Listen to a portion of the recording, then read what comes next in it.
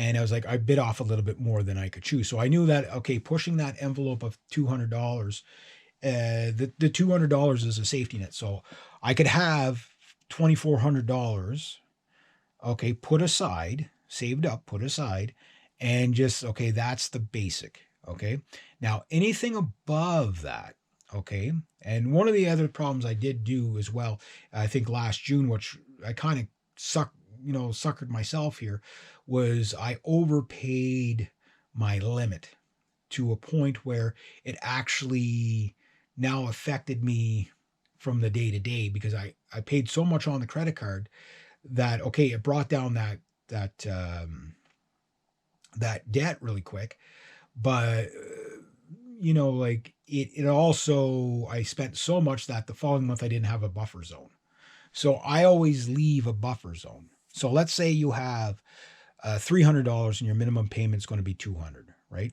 And like right now, on $2,400, my minimum monthly payment is 122. So I'll pay 200. But let's say I have 300.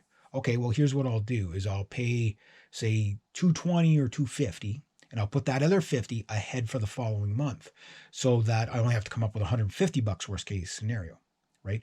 Or really worst case scenario, whatever the minimum payment is, if it's 120 or 100 and whatever it is.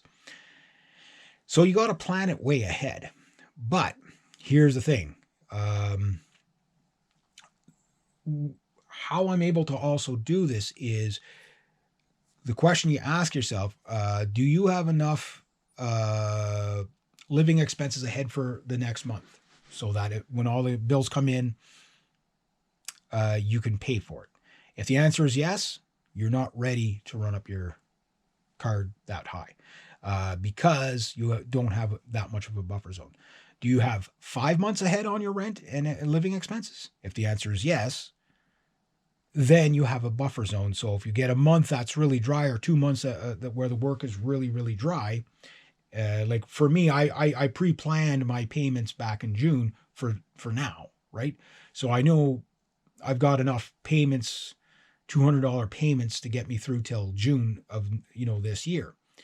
So the thing is now is that if something goes awry, I have a couple of months buffer zone and I don't have to worry about making the payments. I've already got the payments. Well, you say, well, just take all that money and pay it all down now. No, because then you get rid of your buffer zone. So yes, you're going to pay a little bit more in interest to do it this way, but the plan keeps you safe so that you don't, bite off more than you can chew, so to speak. Now, start getting into April, I'm going to probably start making, better money, obviously. And usually the peak of it is June, but I still have other expenses I got to consider, like the insurances and stuff like that for my vehicles, all that stuff, day-to-day living.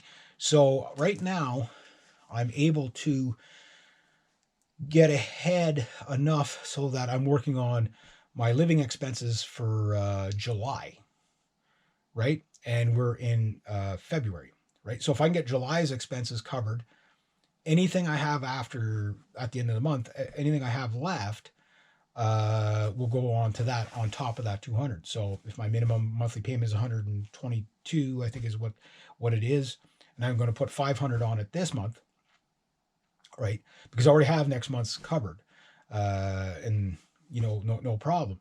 So what'll happen when I hit into April, I'll start making money again, right? And again, if I could put 400 on it in April, double, and still have May and June covered, by the time I get to May and June, my debt's going to be pretty low. Like it's going to, the minimum monthly payments are going to be like probably less than $100, which is very, very manageable, right? So I hope I'm explaining it well how I'm doing it. So, because a lot of people, they know I don't have a lot of money. I'm broke all the time. I've got a lot of things I got to fix and stuff like that. I got to get new cameras. I got to get new, fix my laptops and stuff and all that stuff. That's how I plan on getting it. So for me, my plans always take like a year to 2 years, 3 years to do, because of the money I make. Maybe you can do it faster than me. But the thing is that never get to a point where the payments leave you broke at the end of the month. If they leave you broke at the end of the month, it's too high a payments, you're buying too much, and you can't afford it. Uh, if you can do, double the minimum monthly payment and the minimum monthly payment for the month after, and then the month after you double that payment again, and then have, you know, enough payments for 2 months after. Uh, Break it up that way. That way, if you do get an unsuspected bill, which is, you know, you know, it's amazing the bills you will get. You know what I mean? Out of nowhere. So that's how I'm paying it down.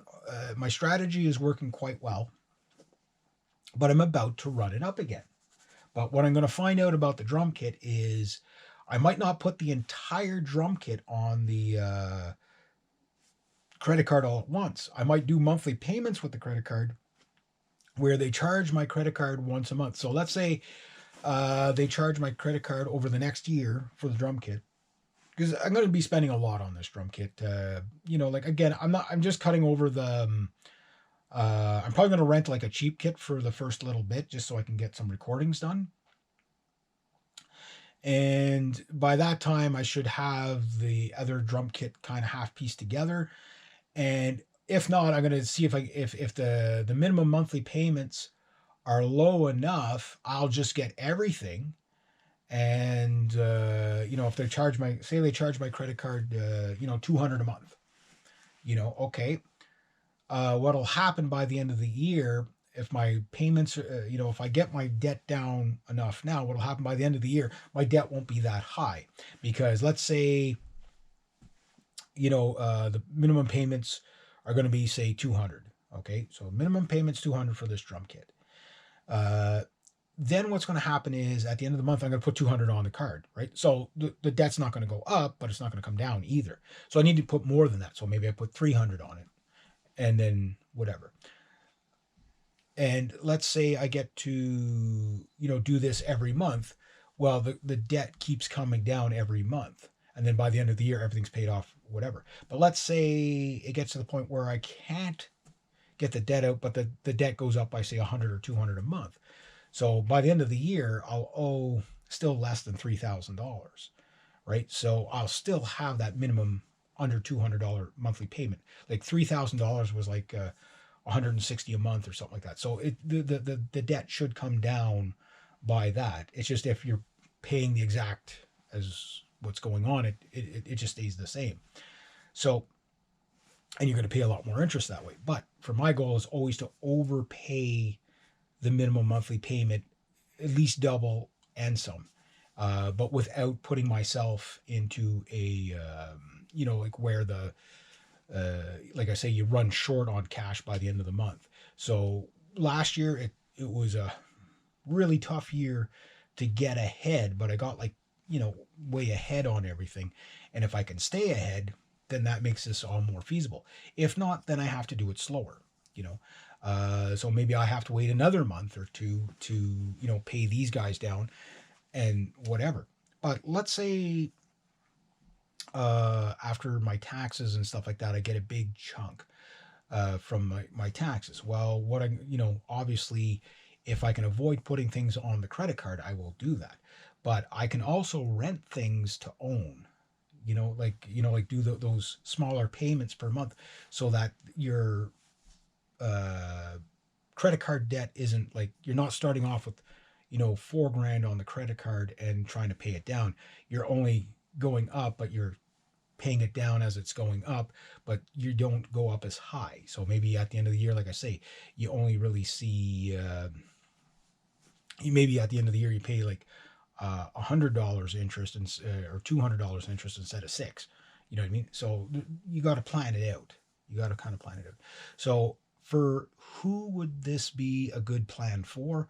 Well, again, if it's one of those things you can't pay your groceries, you can't pay your phone bill and your internet and all that stuff, and you can't pay your rent, obviously it's not for you. Like that's not the way to do it. But if you aren't struggling, you have a little bit of disposable cash, and you have enough disposable cash that you can, cover those minimum payments doubled, the minimum payment doubled, then yes, because then that gives you the payment for the following month. And if you can do that month after month, as soon as you have enough money to pay it all off, you just go and pay it all off. But this way you're basically you're just tapping into savings. You're not tapping into living expenses. So your living expenses obviously come first. So that's the only people that the credit card will work for. For the people that, like there's a saying go, if you need a credit card, don't get one. If you don't need it, that's when you get it. So for luxury items like this, these are not priorities. So I know there's a lot of people this is more geared towards people who are, like, okay, they have a little bit of disposable income, but not enough to just go run out and buy a guitar like this or this, but they could make the payments per month. That's the way you would do it.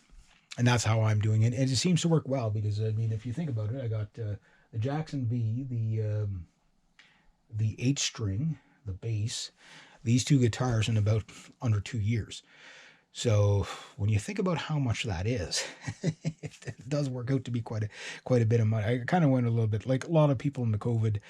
I shouldn't say that word because you get banned for it, but a lot of people during that time kind of went a little bit guitar gear crazy and whatever. I was no exception to the rule, but I was also doing a lot more recording and a lot more time at home, that kind of stuff.